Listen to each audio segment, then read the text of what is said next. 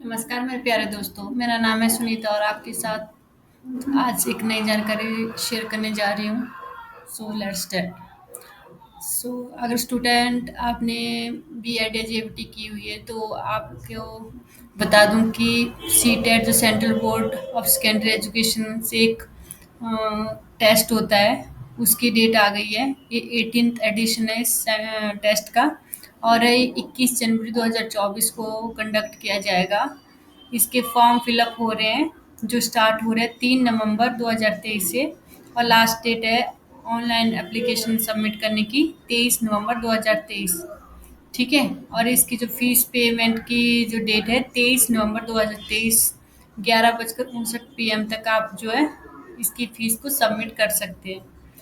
तो स्टूडेंट ये बता दिया मैंने कि सी टेट कब होने वाला है। 21 जनवरी को होगा, संडे को। ठीक है।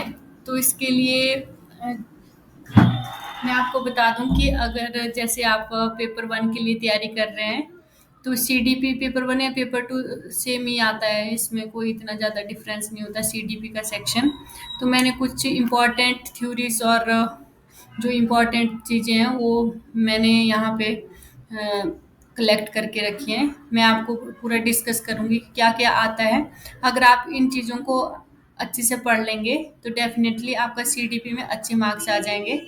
25 से अबव ही आएंगे, मतलब 28, 29 या 30 इतने आ सकते हैं, मतलब अगर आप अच्छे से पढ़ेंगे। तो मैं आपको बता देती हूँ कौन कौन से टॉपिक हैं। Most important topic of CDP CTET examination. सबसे पहले तो पियाजे की थ्योरी है। पियाजे क्या थे? कंस्ट्रक्टिविस्ट थे। तो पियाजे की थ्योरी बहुत ही इम्पॉर्टेंट है, इसको बहुत ही अच्छे से पढ़ना है। इसकी स्टेजेस में से क्वेश्चन आएंगे कि कौन सी स्टेजेस, जो भी क्वेश्चन आएंगे कि किस स्टेज में कौन कौन से बच्चे में क्या क्या डेवलपमेंट होती है, ऐसे क्वेश्चन आते हैं। तो स्टेजेस अच्छे से पढ़ना है और उसके जो फीचर्स होते हैं कि बच्चे में क्या क्या चेंजेस आते हैं, उस टाइम पे किस स्टेज में बच्चा क्या क्या परफॉर्म करता है, वो आपने पियाजे की स्टेजेस में पढ़ने हैं। पियाजे की स्टेजेस के बाद इसमें जो इसके कंपोनेंट्स हैं, असेमिलेशन, अकोमोडेशन, ठीक है, नॉर्मलाइजेशन, ये आते हैं। ठीक है, ये वाले आते हैं। और जो जैसे उसमें जो पियाजे की थ्योरी से रिलेटेड ये कंपोनेंट। फिर आते हैं लेविगोत्स्की की थ्योरी, सोशल कल्चरल थ्योरी होती है लेविगोत्स्की की।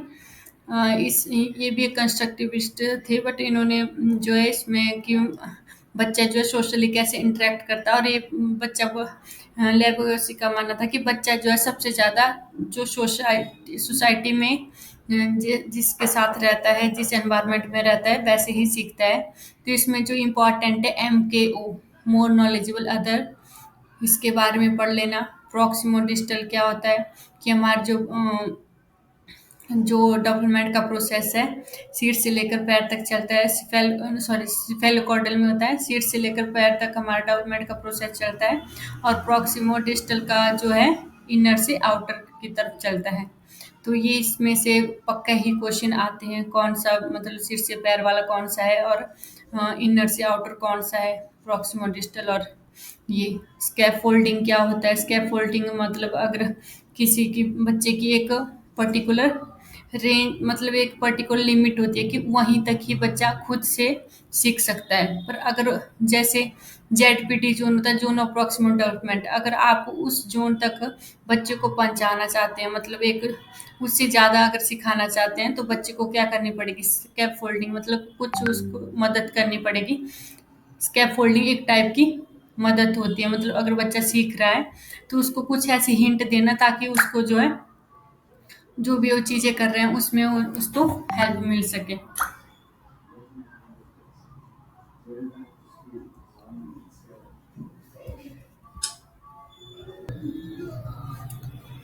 स्कैफोल्डिंग एक टाइम की क्या होती है? मदद होती है, मतलब जैसे कि अगर बच्चा कोई पोएम सुना रहा है और उसमें बीच में क्या होता है कि वो कुछ भूल जाता है, तो क्या थोड़ा सा अगर आप उसको हिंट देते हैं तो वो जो है अपने स्टोरी को कंटिन्यू रखेगा। तो ये होती है स्कैप फोल्डिंग। ठीक है, कि आप बच्चे को क्या करेंगे? हिंट देंगे थोड़ी सी। ठीक है। उसकी, ताकि उसकी जो है प्रोग्रेस कंटिन्यू रहे। और जेडपीटी होता है कि एक बच्चे की अपनी लिमिट होती है कि वहाँ तक बच्चा सीख सकता है। पर अगर उसको मोर नॉलेजेबल अदर, अगर कोई ऐसा ज़्यादा नॉलेज वाला पर्सन मिल जाता है जो उसको हेल्प करेगा उसकी जो सीखने की जो लिमिट है उसको बढ़ाने के लिए, तो जहाँ तक जो मोर नॉलेजेबल की हेल्प लेके बच्चा सीखता है उसको बोलते हैं जोन ऑफ प्रॉक्सिमल डेवलपमेंट। और ये थ्योरी मैंने जो है एक वीडियो अलग से बनाई है, उसका लिंक मैं डिस्क्रिप्शन में दे दूंगी, आप वहाँ से पढ़ सकते हैं। ये थ्योरी बहुत इंपॉर्टेंट है और यहाँ से पक्का ही क्वेश्चन आते हैं। ये जेडपीटी का भी, स्कैप फोल्डिंग का भी, प्रॉक्सिमो डिस्टल का भी, सिफेलोकोडल का भी, एमकेओ का भी, ये अच्छे से पढ़ लेना। लॉरेंस कोलबर्ग की थ्योरी मॉरल डेवलपमेंट, इसमें से भी पक्का क्वेश्चन आता है। पेवलोव की क्लासिकल कंडीशनिंग थ्योरी, इससे क्वेश्चन आता है। नोम चॉम्स्की का जो language acquisition device, long sorry Noam Chomsky क्या थे, एक साइकोलॉजिस्ट थे, और उनका मानना था कि बच्चे में एक इनर एबिलिटी होती है, मतलब कि एक जन्मजात एक एक टाइप का उसमें डिवाइस होता है जिससे वो क्या होता है, लैंग्वेज को सीख जाता है, एक्वायर कर लेता है, मतलब बहुत जल्दी। ऐसा डिवाइस जो है बच्चे में होता है। और ये जो है स्टेटमेंट में पक्का नोम चॉम्स्की का एक क्वेश्चन आता है कि लैंग्वेज एक्विजिशन डिवाइस किसने ये दिया था, ये नोम चॉम्स्की ने दिया था। और मैस्लो की थ्योरी, जो नीड्स होती है, physical need, psychological need, emotional need, love और बिलोंगिंगनेस, ये सारी मैस्लो की जो थ्योरी होगी ये बहुत ही इंपॉर्टेंट है, इसको भी पढ़ लेना। एजुकेशन साइकोलॉजी, एजुकेशन साइकोलॉजी के फादर कौन है और एजुकेशनल साइकोलॉजी क्या है, इससे रिलेटेड भी क्वेश्चन आ जाते हैं। और एनवायरनमेंट हेरिडिटी से पक्का ही क्वेश्चन आते हैं कि जो बच्चे का विकास है मेन डिपेंड करता है एनवायरनमेंट और हेरिडिटी पे। तो इसमें आपके जो पेडागोजी से भी क्वेश्चन आते हैं, ठीक है, पेडागोजी में 15 नंबर के आपके क्वेश्चन आएंगे और इससे रिलेटेड ही वो क्वेश्चन आएंगे, एनवायरनमेंट और हेरिडिटी से रिलेटेड। और जो जैसे फैमिली हो गई, प्राइमरी प्राइमरी सोशल, ये हो गया। और जो स्कूल और जैसे कोई टीवी हो गया, ये क्या हो गया, सेकेंडरी में आ गई, ये इसका भी एक क्वेश्चन पक्का आपके सीडीपी में आता है।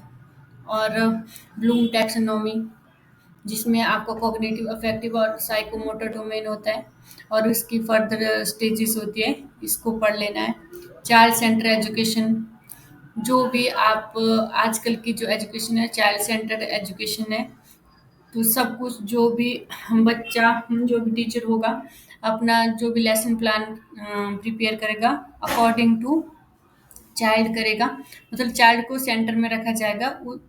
जो जो चाइल्ड की नीड होगी उसके अकॉर्डिंग ही जो है सारी प्रिपरेशन की जाती है और उसके अकॉर्डिंग ही बच्चे को पढ़ाया जाता है। तो ये चाइल्ड सेंटर से भी पक्का क्वेश्चन आता है। असेसमेंट, मेजरमेंट और CC continuous and comprehensive education, इससे क्वेश्चन आता है।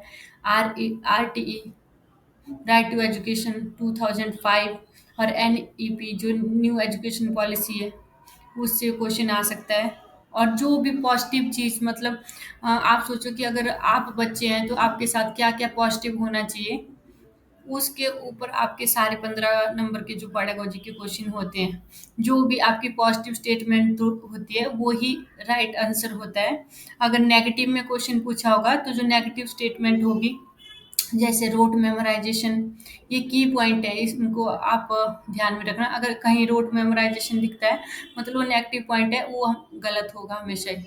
अगर आपको नेगेटिव पॉइंट बोला हुआ कि कौन सा सही नहीं है, तो आपको रोट मेमोराइजेशन, फिर जैसे जिसमें बच्चा एक्टिव नहीं है, जिसमें लेक्चर मेथड भी इसमें नेगेटिव पॉइंट में आता है, या फिर बच्चे को किसी चीज़ के लिए क्रिटिसाइज करना या इस बॉडी शेमिंग करना या किसी को लेबल करना, ये सारे क्या है, नेगेटिव की पॉइंट है। इस पे ही क्वेश्चन आता है। अगर आप बच्चे को लेबल करते हैं तो ये नेगेटिव पॉइंट है, तो जो क्वेश्चन में अगर ऐसा ऑप्शन आएगा तो वो ही गलत होगा। अगर गलत पूछा होगा तो वो आपका सही आंसर हो जाएगा, और अगर सही पूछा होगा तो वो आपका राइट आंसर हो जाएगा। मतलब कि अगर आपको ऐसे चूज करना है कि कौन सी स्टेटमेंट है जो गलत है। ठीक है, तो आपको नेगेटिव पॉइंट की पॉइंट याद रखने की कौन कौन से नेगेटिव पॉइंट है। और पॉजिटिव है, जैसे एक्टिव, जिस चीज़ में बच्चा क्या है एक्टिव है, चाइल्ड जैसे चाइल्ड सेंटर एजुकेशन में अगर वो एक्टिव पार्टिसिपेशन कर रहा है, पीयर पीयर ग्रुप में पार्टिसिपेट कर रहा है, या फिर कुछ हैंड ऑन एक्टिविटी कर रहा है, तो ये सारे क्या पॉजिटिव पॉइंट है। जो मैम है, जो भी टीचर होंगे वो जो अपना लेसन प्लान तैयार करते हैं, अगर वो चाइल्ड की जो भी उसके बिहेवियर्स होते हैं, चाइल्ड की जो साइकोलॉजी है उसके अकॉर्डिंग बनाते हैं, तो वो सारे क्या है पॉजिटिव पॉइंट है। पर अगर वो बच्चे को लेबल करते हैं, बच्चे को जेंडर वाइजनेस करते हैं, कि अगर जैसे ऐसे जेंडर वाइजनेस का भी पक्का एक क्वेश्चन आता है कि जैसे दो बच्चे जैसे एक लड़का और लड़की है, उनको अलग चेयर पे अलग अलग लाइन में बिठाते हैं, या फिर किसी गेम में पार्टिसिपेट करने नहीं देते हैं, तो ये सारे क्या होंगे नेगेटिव पॉइंट होंगे। ठीक है, कि अगर अगर इसको ऐसे बोलते हैं कि जो कल्चरल एक्टिविटी है इसमें सिर्फ लड़कियां ही पार्टिसिपेट कर सकती है, लड़के नहीं कर सकते। या और फिर जो जैसे डोमेस्टिक वर्क है, जैसे घर का काम है, उसमें सिर्फ लड़कियां ही काम करेगी, लड़के नहीं करेंगे, तो सारे क्या जेंडर वाइजनेस है, ऐसा क्वेश्चन पक्का आता है। तो आप ये सारी सारी चीज़ें याद करके रखना, जिससे आपके जो 15 मार्क्स हैं पेडागोजी के वो ठीक हो जाएंगे। और साइको एनालिटिकल थ्योरी फ्रूड की, जिसमें इड ईगो सुपर ईगो वाली जो थ्योरी है फ्रूड की, वो भी इम्पॉर्टेंट है। तो होप आपको ये वीडियो पसंद आई होगी, और अगर आपको मेरी ये वीडियो पसंद आती है, मैंने बहुत से प्याजे की थ्योरी, लेबगोस्की की थ्योरी, कोहलबर्ग की थ्योरी, ये सारी मैंने जो है अलग से वीडियो बनाई है, तो उनके मैं लिंक डिस्क्रिप्शन में दे दूंगी, आप उनको चेक कर सकते हैं।